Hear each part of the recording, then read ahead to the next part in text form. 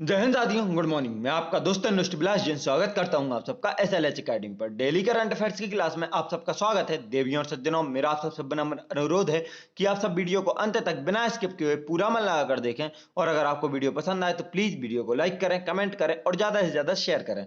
Video को अंत तक पूरा मन लगाकर देखें। साथ ही दोस्तों, आप लोग याद रखें कि आपको अपना फीडबैक कमेंट बॉक्स में ही देना है। और अगर आप चैनल पर नए हैं तो चैनल को सब्सक्राइब करना बिल्कुल ही ना भूलें। साथ ही बेल आइकॉन प्रेस कर लें, जिससे हमारी लेटेस्ट नोटिफिकेशन आपको तुरंत मिलती जाए।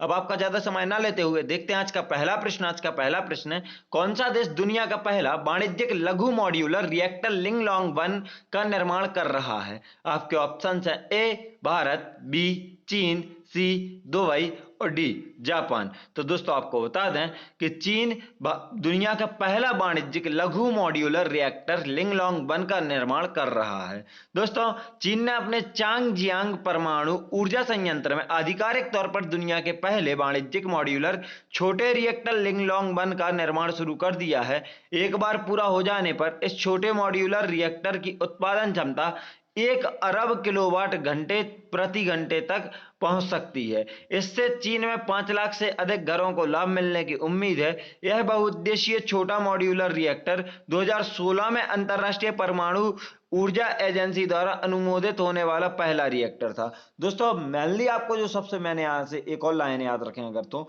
इसको कब अंतरराष्ट्रीय परमाणु ऊर्जा एजेंसी ने अनुमोदित कर दिया था? 2016 में परमिशन दे दी थी। और इसकी क्षमता हाईएस्ट कितनी हो सकती है? तो 1 अरब किलोवाट प्रति घंटे इसकी हाईएस्ट क्षमता हो सकती है। और यह चीन के कौन से ऊर्जा संयंत्र पर? तो चांगजियांग परमाणु ऊर्जा संयंत्र पर इसको बनाया जा रहा है। और इसका नाम क्या है? लिंगलोंग 1, जो कि दुनिया का पहला वाणिज्यिक लघु मॉड्यूलर रिएक्टर है। मतलब दुनिया का पहला छोटा मॉड्यूलर रिएक्टर है। इसका नाम है लिंगलोंग 1। बना रहा है चीन के चांगजियांग परमाणु ऊर्जा संयंत्र पर बनाया जा रहा है। ये फैक्ट्स पूरे ऐसे टुकड़ों में भी याद रखें। आप इकट्ठा रखेंगे तो वो पैराग्राफ से याद नहीं रहेगा, टुकड़ों में रखिए, क्योंकि यह इनमें से कहीं से भी क्वेश्चंस बन जाते हैं। अब नजर डालेंगे हम चीन की तरफ दोस्तों। तो जैसे हम देख सकते हैं, एशिया महाद्वीप में स्थित यह एशिया महाद्वीप के दक्षिण पूर्व में स्थित विश्व का चौथा सबसे बड़ा देश है क्षेत्रफल के दृष्टिकोण से चीन।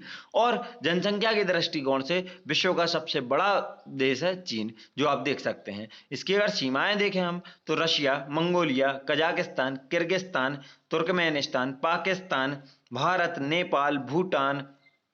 इसके साथ यहाँ देखेंगे हम तो म्यांमार और लाओस, वियतनाम, इस सबसे साउथ कोरिया से लगती हैं। आगे इनको हम लिखित में भी देखेंगे दोस्तों। तो देखते हैं आप चीन की तरफ ज्यादा डिटेल्स में।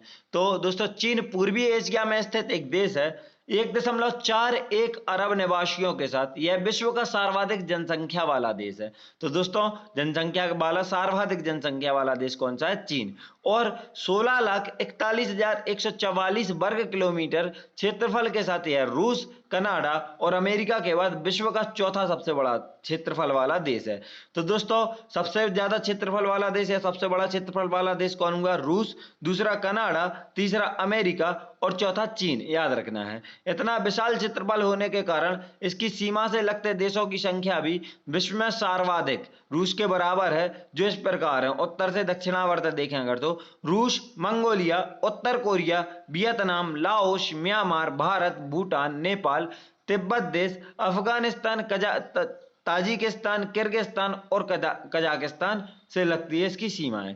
दोस्तों, अब अगर हम चीन के राष्ट्रपति देखें तो चीन के राष्ट्रपति शी जिनपिंग तथा प्रधानमंत्री ली का-चियांग हैं। और चीन की राजधानी वर्तमान बीजिंग। और दोस्तों, यहाँ की मुद्रा रेनमिनवी और इसको युआन भी बोला जाता है। चीन से जुड़े अन्य तथ्य देखें दोस्तों तो यह विश्व का सबसे बड़ा निर्यातक, मतलब दुनिया में सबसे ज्यादा वस्तुओं का निर्यात करने वाला, विदेशों को बेचने वाला देश कौन सा है? चीन। तथा दूसरा सबसे बड़ा आयातक और दूसरे देशों से वस्तुओं को खरीदने वाला, वस्तुएं या सेवाओं को खरीदने वाला तो दूसरा सबसे बड़ा देश है। या इसको ऐसे बोल सकते हैं कि दूसरा सबसे बड़ा आयातक देश है।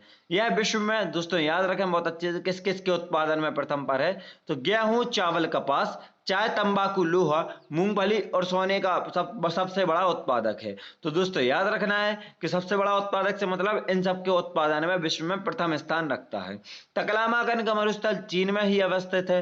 दोस्तों चीन विश्व की दूसरी सबसे बड़ी अर्थव्यवस्था है। तो याद रखना है दोस्तों, चीन विश्व की दूसरी सबसे बड़ी अर्थव्यवस्था है। और साथ ही अगर परचेसिंग पावर के हिसाब से मतलब खरीदने की शक्ति के हिसाब से देखें तो चीन विश्व की सबसे बड़ी अर्थव्यवस्था है। भारत और चीन के बीच हैंड इन हैंड नाम से संयुक्त सैन्य अभ्यास आयोजित किया जाता है। तो दोस्तों हैंड इन हैंड किन किन के बीच? भारत और चीन के बीच आयोजित किया जाता है। देखते हैं आज का अगला प्रश्न है, ओलंपिक खेलों की जिम्नास्टिक प्रतियोगिता को जज करने के लिए चुने जाने वाले पहले भारतीय कौन बन गए हैं? आपके ऑप्शन है ए राजीव ठाकुर, बी अमिताभ प्रसाद, सी हरी सिंह और डी दीपक कावरा।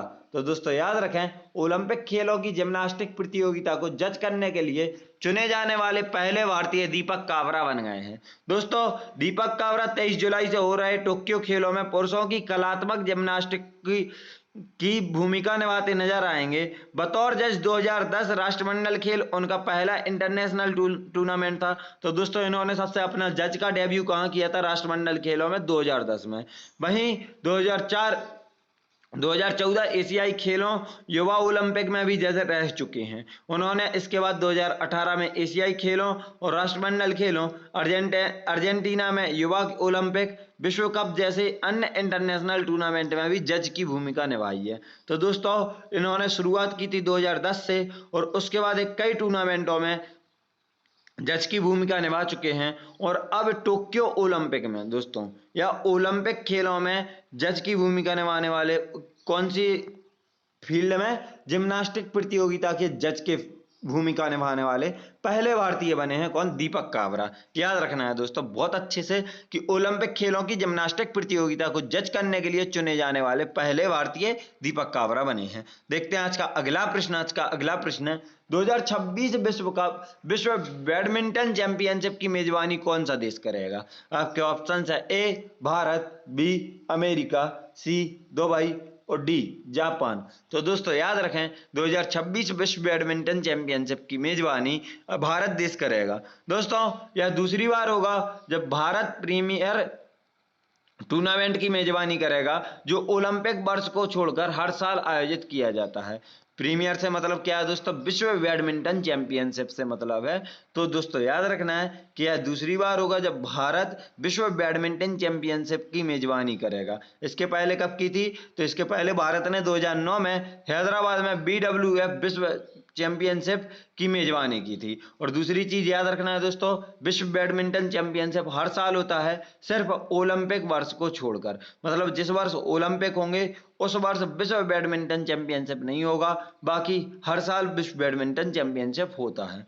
तब से भारत ने वार्षिक BWF super 500 event, Yonex, sunrise India open के अलावा 2014 थॉमस और ओवर कप फाइनल, एशियाई चैंपियनशिप सहित विभिन्न प्रमुख बैडमिंटन टूर्नामेंटों की मेजबानी की है। तो सबसे पहले 2009 में इनकी शुरुआत होती है BWF मतलब विश्व बैडमिंटन चैंपियनशिप की मेजबानी से, जहां इन्होंने कहा की थी भारत वालों ने? तो हैदराबाद में। याद रखना है दोस्तों। उसके बाद इनको बहुत सारे टूर्नामेंट मिलते रहे मेजबानी करने के लिए। अब नजर डालें हम बैडमिंटन वर्ल्ड फेडरेशन की तरफ मतलब BWF की तरफ। तो दोस्तों BWF के वर्तमान में अध्यक्ष पॉल एरिक होयर लार्सन है। इसका मुख्यालय कुआलालंपुर मलेशिया में स्थित है। याद रखना है दोस्तों मुख्यालय कहाँ है बैडमिंटन वर्ल्ड फेडरेशन का? कुआलालंपुर मलेशिया में, तथा इसकी स्थापना 5 जुलाई 1934 को हुई थी। देखते हैं आज का अगला प्रश्न है, मवेशियों के रक्षा के लिए कानून का प्रस्ताव करने वाला पहला उत्तर पूर्वी राज्य कौन सा है? आपके ऑप्शन है ए असम, बी अरुणाचल प्रदेश, सी मणिपुर और डी मेघालय। तो दोस्तों याद रखें मवेशियों के रक्षा के लिए कानून का प्रस्ताव करने वाला पहला उत्तर पूर्वी राज्य असम बन गया है।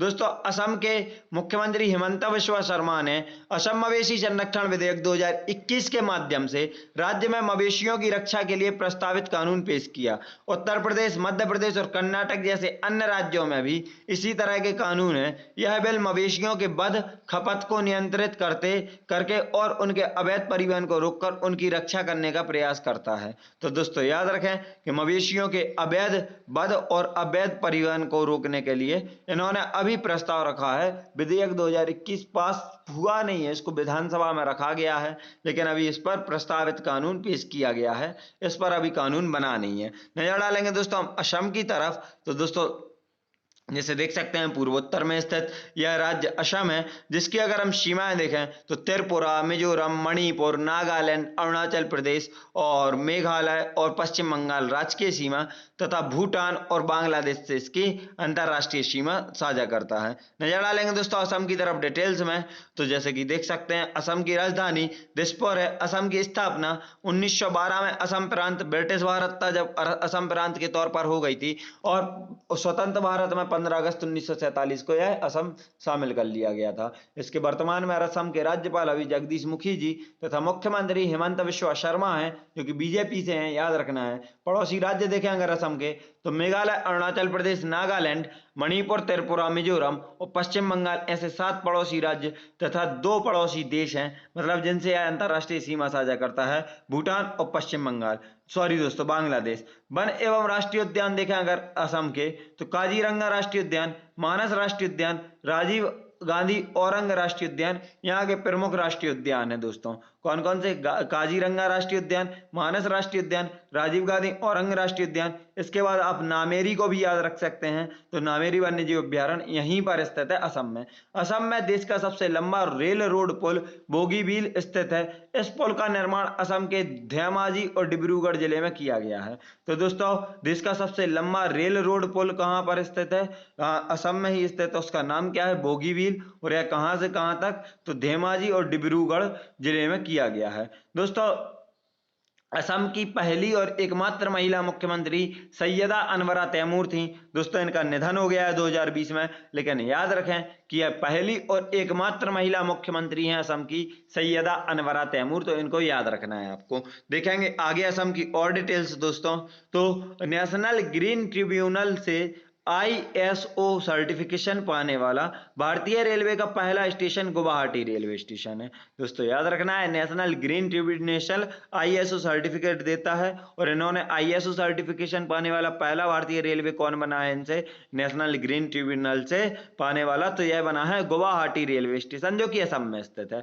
असम राज्य में ब्रह्मपुत्र नदी में स्थित विश्व का सबसे बड़ा नदी द्वीप माजुली द्वीप है। तो दोस्तों विश्व का सबसे बड़ा नदी द्वीप कौन सा है? माजुली नदी द्वीप। किस नदी पर? तो ब्रह्मपुत्र नदी पर। और कहां? तो यह असम में स्थित है। भारत का पहला तेल संग्रहालय गुवाहाटी असम में बनाया जाएगा, याद रखना है दोस्तों। असम भारत का पहला राज्य बन गया है जिसके पास राज्यव्यापी स्मार्ट परिवहन समाधान और यात्रियों के लिए सामान्य मोबिलिटी कार्ड है। तो दोस्तों ऐसा कौन सा पहला राज्य बना भारत का जिसके पास राज्यव्यापी स्मार्ट परिवहन समाधान और यात्रियों के लिए सामान्य मोबिलिटी कार्ड है? तो वह असम। असम देश का अकेला राज्य है जहां नेशनल सिटीजन रजिस्टर है, NRC रजिस्टर है अभी भी दोस्तों। तो असम देश का इकलौता राज्य ऐसा है। असम में भारत का सबसे लंबे नदी रोपवे ब्रह्मपुत्र नदी पर गुवाहाटी और उत्तरी गुवाहाटी को आपस में जोड़ता है। तो याद रखना है दोस्तों असम में भारत की सबसे लंबे नदी रोपवे ब्रह्मपुत्र नदी पर गुवाहाटी और उत्तर गुवाहाटी को आपस में जोड़ता है। यहां से 1-2 पॉइंट एक्स्ट्रा बताऊंगा दोस्तों, याद रखना। असम में ही डिगबोई स्थित है, जो एशिया की सबसे बड़ी नहीं दोस्तों, सबसे पुरानी तेल रिफाइनरी है, और भारत में कच्चे तेल की खोज सबसे पहले डिगबोई में ही की गई थी। पहला पॉइंट बहुत अच्छे से याद रख लें दोस्तों, भारत में सबसे पहले डिगबोई में ही कच्चे तेल की खोज की गई थी, जो कि असम में ही स्थित है। दूसरा पॉइंट, असम और अरुणाचल प्रदेश की प्राकृतिक सीमा संकोश नदी निर्माण करती है। कौन सी दोस्तों? संकोश नदी। बहुत अच्छे से लिख लें, यह PPT में यहाँ पर स्लाइड्स में नहीं दी गई है डिटेल्स, और यह बहुत इंपॉर्टेंट है, पूछी गई है एग्जाम्स में, तो आप ये दोनों चीजें लिख लें बहुत अच्छे से। देखते हैं आज का अगला प्रश्न। आज का अगला प्रश्न है, हाल ही में राष्ट्रीय फोरेंसिक विज्ञान विश्वविद्यालय में उत्कृष्टता केंद्र का उद्घाटन किसने किया? आपके ऑप्शन है A Piyush Goyal, B Narendra Modi, C Amit Shah और D राजनाथ सिंह। तो दोस्तों याद रखें, हाल ही में राष्ट्रीय फॉरेंसिक विज्ञान विश्वविद्यालय में उत्कृष्टता केंद्र का उद्घाटन अमित शाह जी द्वारा किया गया है। गांधीनगर में राष्ट्रीय फॉरेंसिक विज्ञान विश्वविद्यालय में अनुसंधान आधारित उत्कृष्टता केंद्र हमारे युवाओं को दवाओं और नशीले पदार्थों की लत से मुक्त होने में मदद करेगा। अमित शाह ने महिलाओं के खिलाफ अपराधों की जांच पर एक वर्चुअल ट्रेनिंग का भी उद्घाटन किया। तो दोस्तों महिलाओं के खिलाफ एक वर्चुअल ट्रेनिंग का, महिलाओं के खिलाफ मतलब अपराधों की जांच के लिए एक वर्चुअल ट्रेनिंग का उद्घाटन किसने किया? वह भी अमित शाह ने। और राष्ट्रीय फॉरेंसिक विज्ञान विश्वविद्यालय में उत्कृष्टता केंद्र का उद्घाटन किसने किया? तो अमित शाह ने, जो कि वर्तमान में गृह मंत्री है। इनसे जुड़ा एक और करंट याद रखें दोस्तों, हाल ही में जो केंद्र सरकार ने एक नया मंत्रालय बनाया है, सहकारिता मंत्रालय, आपसे पूछा भी गया था प्रश्न में, तो आपको याद रखना है सहकारिता मंत्रालय का प्रभार किसे संभाला गया है? अमित शाह जी को ही दिया गया है सहकारिता मंत्रालय का प्रभार, याद रखना है दोस्तों। देखते हैं आज का अगला प्रश्न। आज का अगला प्रश्न है, एनटीपीसी ने देश के सबसे बड़े सोलर पार्क को निम्न में से किस राज्य में स्थापित करने की घोषणा की है? आपके ऑप्शन है ए गुजरात, बी पंजाब, सी असम और डी तमिलनाडु। तो दोस्तों याद रखें, एनटीपीसी ने देश के सबसे बड़े सोलर पार्क को हाल ही में गुजरात राज्य में स्थापित करने की घोषणा की है। दोस्तों एनटीपीसी रिन्यूएबल एनर्जी लिमिटेड को गुजरात के कच्छ के रण में 4750 मेगावाट के नवीकरणीय ऊर्जा पार्क की स्थापना के लिए नवीन एवं नवीकरणीय ऊर्जा मंत्रालय की से मंजूरी मिल गई है। गुजरात के खवाड़ा में कच्छ के रण में स्थापित होने वाला यह देश का सबसे बड़ा सौर पार्क होगा। हरित ऊर्जा को बढ़ावा देने के प्रयास के तहत देश की सबसे बड़ी एकीकृत विद्युत उत्पादक कंपनी एनटीपीसी लिमिटेड ने 2032 तक 60,000 मेगावाट नवीकरणीय ऊर्जा क्षमता स्थापित करने का लक्ष्य रखा है। याद रखें दोस्तों, कहां? तो यह कच्छ के रण में। और कितने क्षमता की? 4750 मेगावाट इसकी हाईएस्ट क्षमता हो सकती है, जिसकी इसको नवीन एवं नवीकरणीय ऊर्जा मंत्रालय से मंजूरी मिली है। दोस्तों गुजरात के खवाड़ा के कच्छ में के रण में यह स्थापित होगा। और कौन करेगा? तो एनटीपीसी लिमिटेड करेगा। इसके साथ ही 2032 तक एनटीपीसी ने कितने नवीकरणीय ऊर्जा क्षमता स्थापित करने का लक्ष्य रखा है? तो 60,000 मेगावाट। अब नजर डालेंगे दोस्तों शॉर्ट में गुजरात की तरफ और एनटीपीसी की तरफ, क्योंकि गुजरात आपको आज से 3 दिन पहले ही पूरा बताया था, तो शॉर्ट में बस जितना रिवीजन के लिए जरूरी उतना बताया दे रहा हूं। तो गुजरात की राजधानी गांधीनगर है। गुजरात की स्थापना 1 मई 1960 को हुई थी। गुजरात के राज्यपाल श्री आचार्य देवव्रत तथा मुख्यमंत्री विजय रूपाणी हैं। दोस्तों गुजरात के पड़ोसी राज्य राजस्थान, मध्य प्रदेश, महाराष्ट्र, दमन एवं दीव, दादरा और नगर हवेली साथ में पाकिस्तान से अंतरराष्ट्रीय सीमा साझा करता है। और याद रखें दोस्तों, भारत का सबसे लंबी तटीय रेखा वाला राज्य कौन सा है? तो वह गुजरात है। गुजरात में स्थित बांध देखें तो सरदार सरोवर बांध नर्मदा नदी पर, ओकाई बांध ताप्ती नदी पर, दांतीवाड़ बांध बनास नदी पर, धारोई बांध साबरमती नदी पर और कडाना बांध माही नदी पर स्थित है। कौन से? गुजरात में स्थित। जिनमें सरदार सरोवर नर्मदा नदी पर बना है, सबसे बड़ी परियोजना है, याद रखना है। दोस्तों नजर डालें एनटीपीसी की तरफ, तो एनटीपीसी की स्थापना 7 नवंबर 1975 को हुई थी। दोस्तों याद रखें कब हुई? एनटीपीसी की स्थापना 7 नवंबर 1975 को हुई। मुख्यालय दिल्ली में स्थित है तथा एनटीपीसी के वर्तमान में चेयरमैन एंड एमडी कौन है? तो गुरदीप सिंह इसके वर्तमान में चेयरमैन एंड एमडी है। देखते हैं आज का अगला प्रश्न। आज का अगला प्रश्न है, किस देश ने 679 मेगावाट की जल विद्युत परियोजना विकसित करने हेतु भारत के सतलुज जल विद्युत निगम के साथ 1.3 बिलियन अमेरिकी डॉलर का समझौता किया है? आपके ऑप्शन है ए चीन, बी पाकिस्तान, सी नेपाल, डी रूस। तो दोस्तों याद रखें, नेपाल ने हाल ही में 679 मेगावाट की जल विद्युत परियोजना विकसित करने हेतु भारत के सतलुज जल विद्युत निगम के साथ 1.3 बिलियन अमेरिकी डॉलर का समझौता किया है। दोस्तों नेपाल ने पूर्वी नेपाल में 679 मेगावाट की जल विद्युत परियोजना विकसित करने के लिए भारत के सतलुज जल विद्युत निगम के साथ 1.3 बिलियन अमेरिकी डॉलर का समझौता किया है। यह भारत द्वारा शुरू किया गया नेपाल में दूसरा बड़ा वेंचर होगा।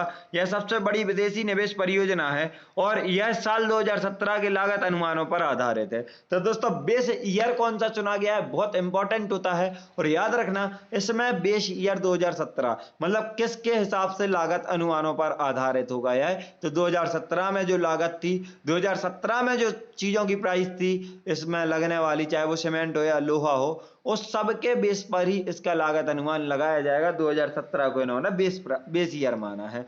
नजर डालें दोस्तों नेपाल की तरफ, तो नेपाल की राजधानी काठमांडू तथा मुद्रा रुपया है और नेपाल के प्रधानमंत्री हाल ही में नवनियुक्त हुए हैं दोस्तों, नवनिर्वाचित। याद रखना है इनका नाम शेर बहादुर देउवा। यह 5वीं बार नेपाल के प्रधानमंत्री बने, लेकिन अभी इनको फिर से बनाया गया है, तो याद रखना है और यह पूछे जाएंगे। उत्तराखंड, नेपाल से सटे राज्य देखें तो उत्तराखंड, उत्तर प्रदेश, सिक्किम, पश्चिम बंगाल और बिहार। दोस्तों याद रख सकते हैं, उत्तर के सिख बिहार में रहकर बंगाली बोलते हैं। उत्तर से दोनों उत्तराखंड, उत्तर प्रदेश, सिख से सिक्किम, बिहार में रहकर बिहार हो जाएगा और बंगाली बोलते से पश्चिम बंगाल हो जाएगा। तो ऐसे आप नेपाल की ट्रिक याद रख सकते हैं, लिख लें, उत्तर के सिख बिहार में रहकर बंगाली बोलते हैं, आप ऐसे याद रख सकते हैं इसको ट्रिक के माध्यम से, नेपाल से साझा करने वाले, सीमा साझा करने वाले।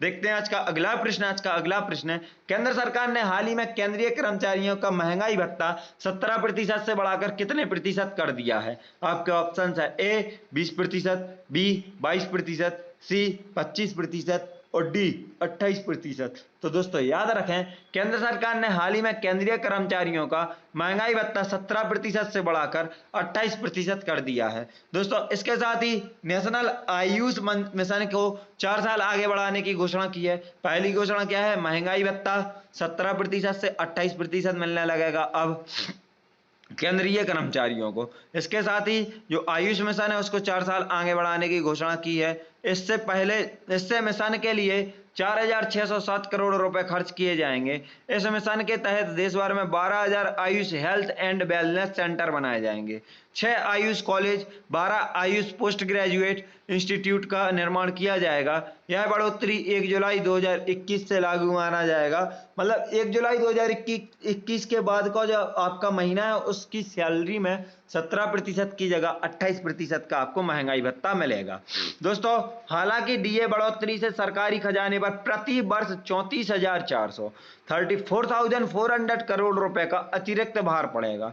दोस्तों यह डीए बढ़ाने से, क्योंकि 17 से आपने सीधा 28% किया है, तो 11% डीए बढ़ाया और 11% आम नहीं होता है। देखते हैं आज का अगला प्रश्न। आज का अगला प्रश्न है, निम्न में से कौन सा देश कोरोना वैक्सीन की तीसरी डोज लगवाने वाला विश्व का पहला देश बन गया है? आपके ऑप्शन है A Iran, A Iraq, B Iran, C Israel और डी जापान। तो दोस्तों याद रखें, हाल ही में इजराइल देश विश्व का पहला ऐसा देश बन गया है जो कोरोना वैक्सीन की तीसरी डोज लगवा रहा है। दोस्तों इजराइल में फाइजर बायोएनटेक टीके की तीसरी डोज लगनी शुरू हो गई है। इसके साथ इजराइल कोरोना वैक्सीन की तीसरी डोज लगाने वाला पहला देश बन गया है विश्व का। यह डोज कमजोर प्रतिरक्षा प्रणाली वाले लोगों, हृदय, फेफड़े कैंसर और किडनी ट्रांसप्लांट कराने वाले लोगों को लगाई जा सकती है। मतलब दोस्तों यह किसी को भी लगाई जा सकती है, इसका टेंशन नहीं है कि कमजोर प्रतिरक्षा प्रणाली होगी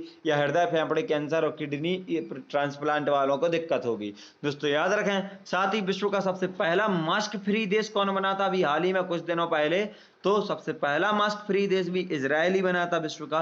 नजर डालेंगे इजराइल की तरफ, तो इजराइल के प्रधानमंत्री नप्ताली बेनेट है, इनका भी निर्वाचन कुछ समय पहले ही हुआ है। तो याद रखना है राजधानी यरूशलेम है, तथा यरूशलेम या जेरूशलम बोलते हैं दोस्तों। याद रखें ईसाई धर्म में जेरूशलम को ईसा मसीह की जन्मस्थली माना जाता है।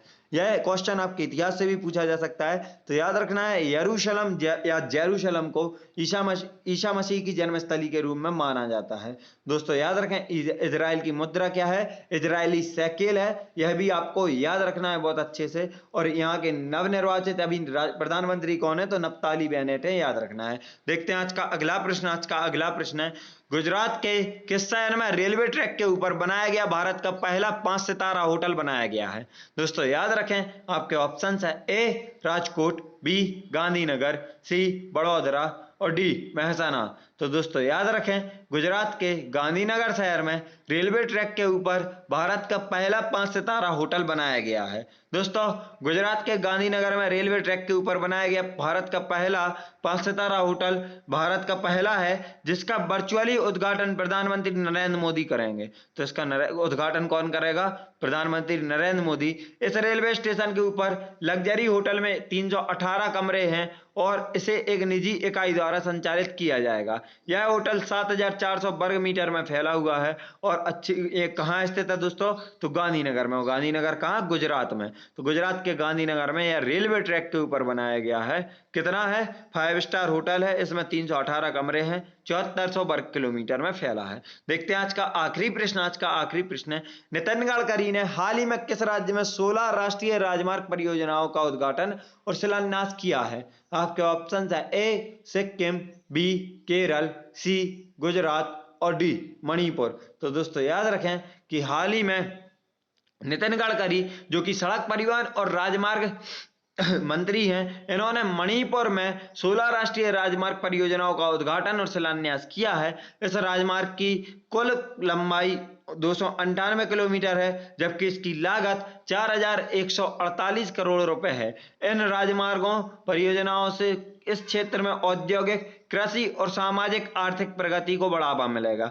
दोस्तों मणिपुर के बारे में हमने पूरी जानकारी 3 दिन पहले ही 11 तारीख की क्लास में देखी थी, तो अभी हम शॉर्ट में देखेंगे मणिपुर को, कि मणिपुर की राजधानी इम्फाल है। मणिपुर की स्थापना 21 जनवरी 1972 को हुई थी। मणिपुर के राज्यपाल डॉक्टर नजमा हेपतुल्ला तथा मुख्यमंत्री नोंगथोम्बम बिरेन से हैं। तो याद रखना है दोस्तों आपको यह पूरी डिटेल्स, कि यहाँ के वर्तमान में राज्यपाल कौन है?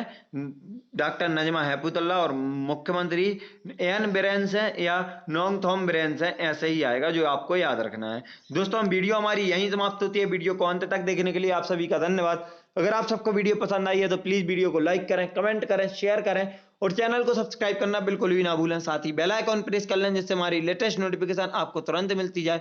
दोस्तों याद रखें कि वीडियो अगर पसंद आई है तो वीडियो को ज्यादा से ज्यादा शेयर करें, और अगर आप हम सबसे social media like Facebook, Instagram, Telegram पर जुड़ना चाहते हैं तो आप हमें डिस्क्रिप्शन बॉक्स से लिंक के द्वारा फॉलो कर सकते हैं। और अगर आपको हमारे इस क्लास की पीडीएफ चाहिए तो आप हमारे टेलीग्राम चैनल SLH अकेडमी को ज्वाइन कर सकते हैं।